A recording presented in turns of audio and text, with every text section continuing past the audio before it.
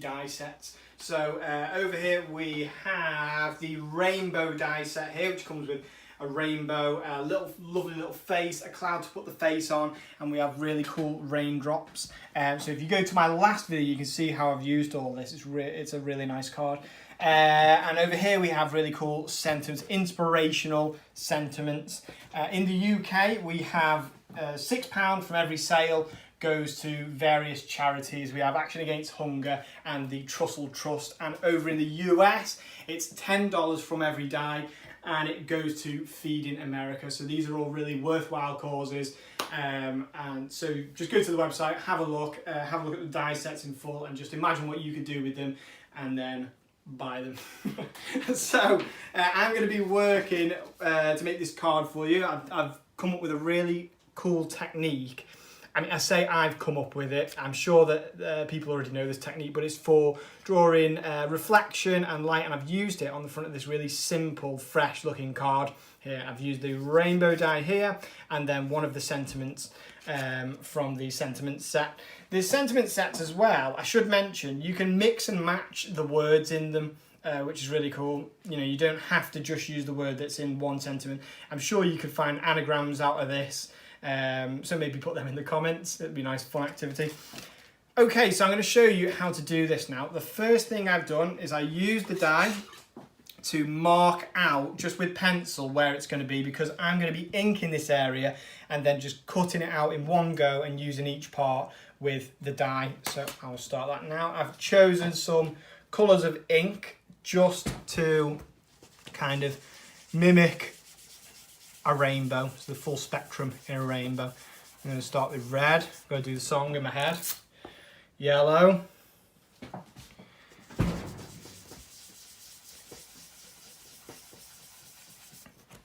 Green. Oh. And I'm just doing this really quickly. You guys at home can take your time with this. But one thing I would say is that it doesn't have to be really lovely, smooth inking, because once you cut it out, it frames it all and it makes it look really cool. Red, orange, yellow, green, blue. And then we have indigo and violet. So I'm going to use some of the seedless preserves with these oxides here. So just a little hint of that purpley colour there at the end.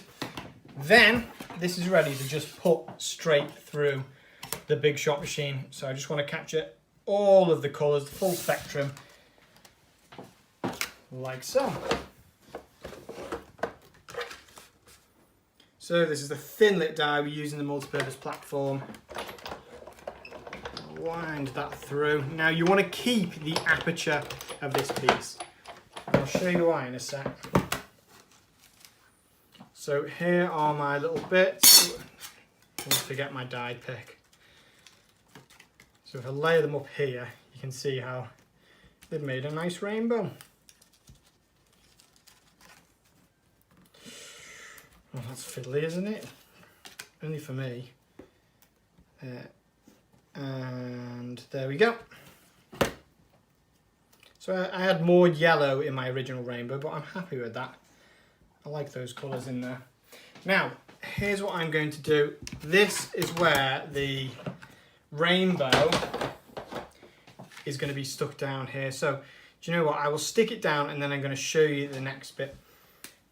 So it's really nice and simple way of doing it, this, because if you are using one block colour for each segment of the rainbow, then you do have to kind of cut out all segments in each colour and then save the pieces for your next make. There's one. You can see how it comes together now.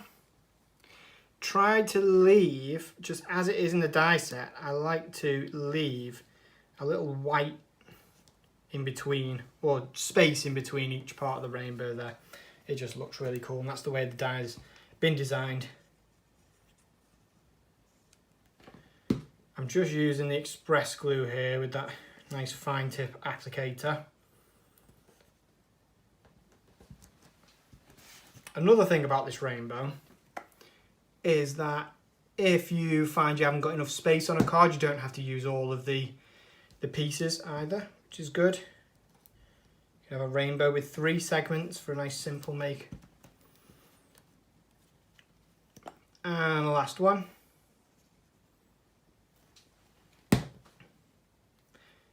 Now, here's where it gets really interesting. So I've done kind of that rainbow here is going to be on a horizon there, horizon line. That's meant to be the sea. You're looking outwards, there's a nice rainbow going over the sea. I'm going to mask off just the part of the rainbow just so you can see the bottom, and then I'm going to use this blue colour here with my blending tool. What can I use? Oh, do you know what? I'll use this here. So the piece I've already used to ink. I'm going to put it across there, and then this part here is just going to be all blue. Nice, kind of light. Good thing about with these inks, well, the thing about inking is that it's like salt when you're cooking. You can always add more, but you can't take it off really. So just put it on lightly, and then you can build up the layers of ink.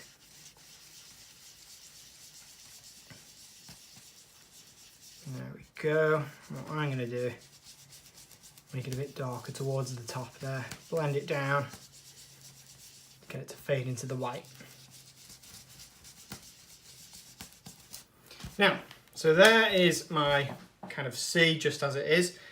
To make this reflection here, I'm going to take the bit that I've used. Now, you could use the stencil film for this, but what I find here is that the card is a bit sturdier for this, and you don't need it to be a really, really crisp, you know, a crisp stenciled image of the rainbow above, because it is meant to be a water reflection. So I'm going to go back through the colours again and match where. So I've done red on this side, so I'm going to match it up, and I'm going to do red again down here. You don't need to make it go all the way down. I'm going to put a bit more on my blending tool. There we go. And I'm just going to brush it down in one direction like that. Then, do you know what? I'm going to use my assistant's finger just to hold this down. But you guys at home might be clever enough to think of using washi tape first. I've got the yellow. And I'm going to do the same thing with that.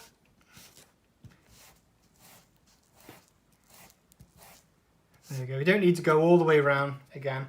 So red, yellow, green.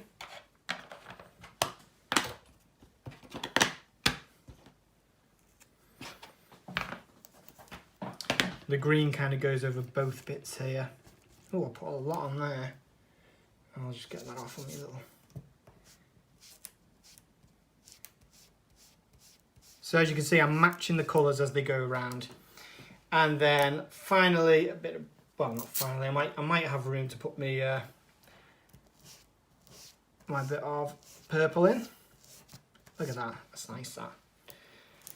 Even if I do say so myself. And then the purple.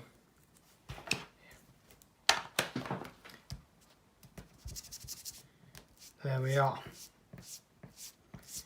Now look at this when I take this off. That is cool. Got a little bit of stuff on there, but you guys could be a bit more careful. This is all about just showing the technique. It's not finished yet, because what I like to do, I've got a very thin fine liner pen here. And what I'm going to do is this. So, towards the horizon of the water, so at the top of this inked bit, all along you're just going to do really very small, and a lot of them, horizontal lines here. And I like to kind of go all the way across.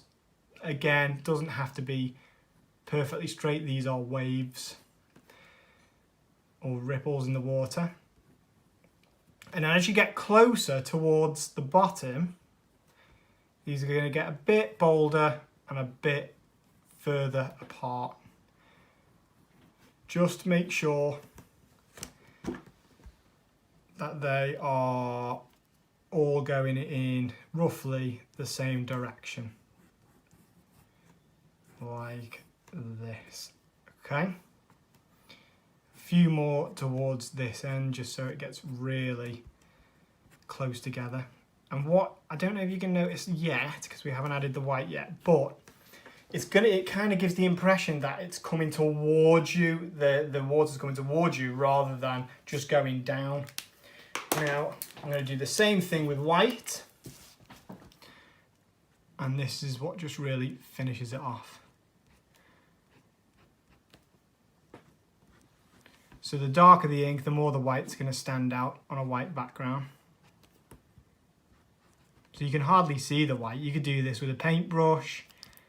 I'm doing it just using a little white acrylic pen.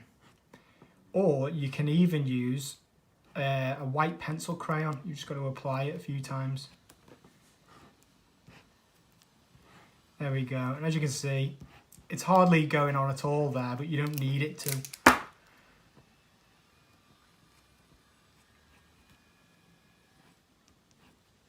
There we are.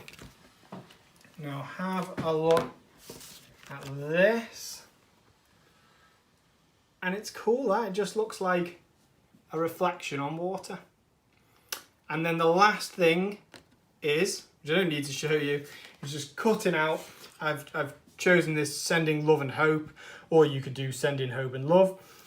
Sentiment here from the sentiment set there, and I've stuck it underneath in nice white lettering just to keep it fresh there. So that's it. Now this is one of the makes I'm really interested to see people trying at home. It might take a tiny bit of getting used to, but just give it a go, and then once you've got that down you can use it in all kinds of makes. So I'm really excited to see in the comments people having a go at this. So thank you very much for watching, and I will see you next